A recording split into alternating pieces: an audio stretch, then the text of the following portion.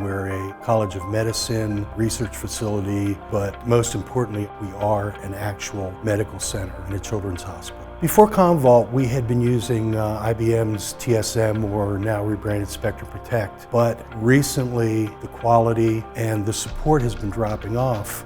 The largest problems we had to solve in our backup and recovery environment was the sheer volume of data that we had coming in from instruments in the labs.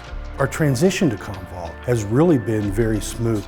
We're hosting well over 1,000 VMs. We've got a lot of physical servers as well. We're covering SQL, Oracle, Postgres, MySQL.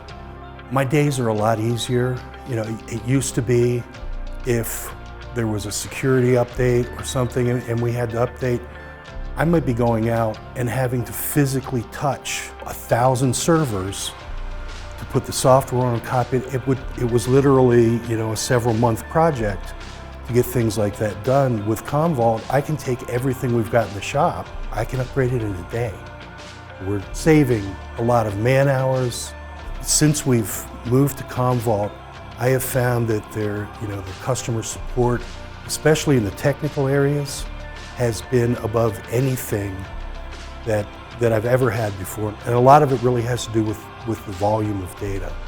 Just being able to quickly adapt to all the new things that are coming in so that the researchers and the doctors and the professors are able to do what they need to do, and we're not holding anybody up, and we're letting them get on with, you know, developing cures to curing our patients.